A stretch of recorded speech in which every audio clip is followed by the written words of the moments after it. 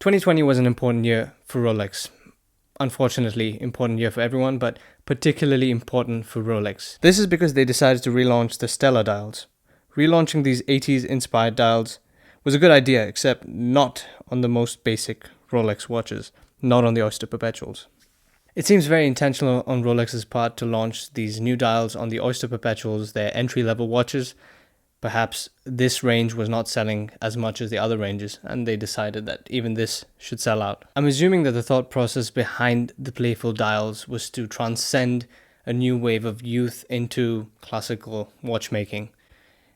Essentially get the kids into it. But this is really pointless because Rolex is so ingrained in mainstream culture that this is not even a consideration. Maybe Rolex felt they needed more of a fashion sense. So what went wrong? Well, the watch market decided to follow an exponential trajectory and become a bear market.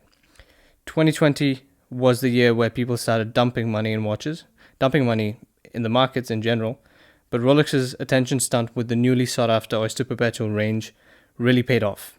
I think even Rolex probably underestimated the potential success of this watch. It went through the roof. So what's the issue then? Well, the issue is that they decided to launch a wildly successful theme by injecting it into their entry-level lineup of watches. Their most affordable watches, or what used to be their most affordable watches. Rolex tried to make their most accessible watch even more appealing, and in doing so, they literally made it the least accessible watch. Kind of funny how that works out. How many times do you see companies trying to rejuvenate their product lineup be this insanely successful at it? Rolex should have relaunched these dials on the Datejust or Day-Date lineup, because the original Stellar dials, they were on Datejust and Day-Dates. There wasn't this Oyster Perpetual no-date version, the most entry-level watch back then. And we do have it now, pretty much just to be the most entry-level and affordable version. And then they go and do this. Obviously, this opinion caters to the enthusiast and not the business that Rolex is. From a bottom line perspective, I don't think Rolex can really be criticized. They're on top of the game. They're on top of everything watch related. However, had they been launched on the Datejust, the OP lineup wouldn't have had its meteoric glow up. And the Datejust is already the best selling Rolex model.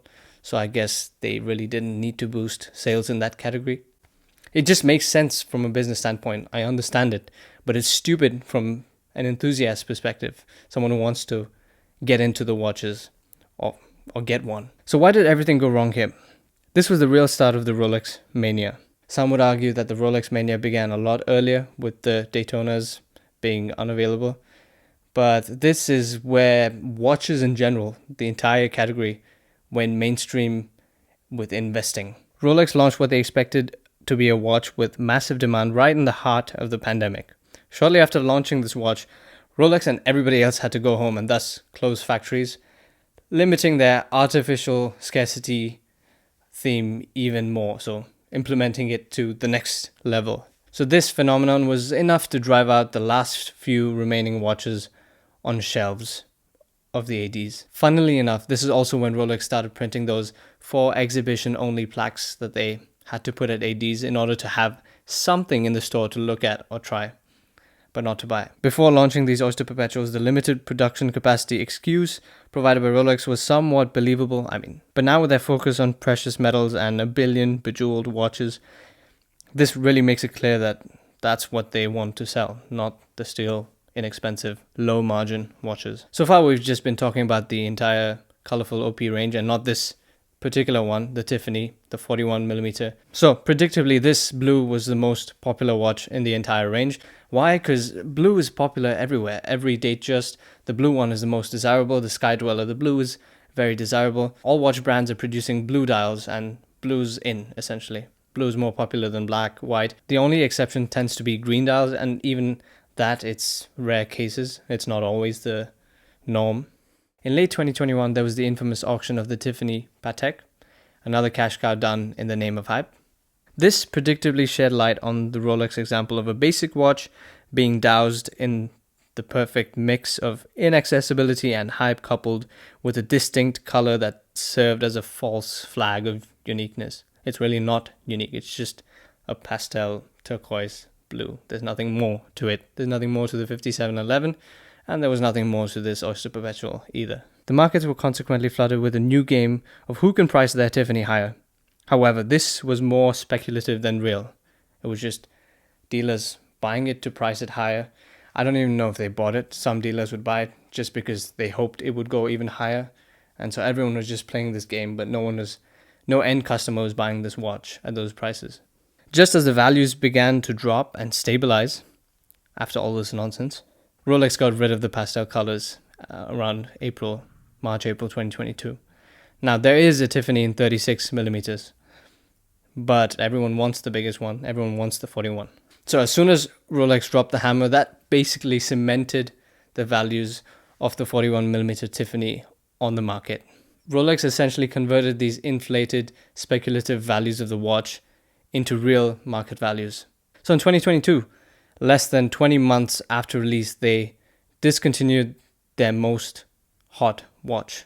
If there's anything Rolex should have learned, it's that discontinuing a watch only makes it more desirable. Another way of looking at it is that Rolex chose to discontinue the watch because it became too hyped and they wanted their watches to be more accessible. But this does not work. You do not discontinue something to make it more accessible. That makes zero sense. It just makes it more limited, and that just simply drives the values up. So essentially, if Rolex wanted to make a difference, they should have just increased the production quota for their entry-level watches, their steel watches. They say that they can't produce as many watches as demand. They don't want to. They make more than 1 million watches. That is sufficient if they chose to allocate a good percentage of that to steel instead of these billion Lady Datejust and another billion solid gold or precious metal watches. Obviously, that's not as profitable. That's why they're not doing it. But they could have. So is the Tiffany the most hated watch? Well, everyone likes the color. No one's disputing the fact that the color is a nice color or it's desirable or there's anything bad about the watch. The watch itself is fine. It's a great watch. Well, it's an entry-level nice watch. It's not at all worth what it's going for, but everyone's aware of that. So I guess it's the most hated in the sense of what Rolex decided to do with a lineup that was really meant for enthusiasts, and they really pulled it straight out of the enthusiasts' hands and threw it into the investor bucket.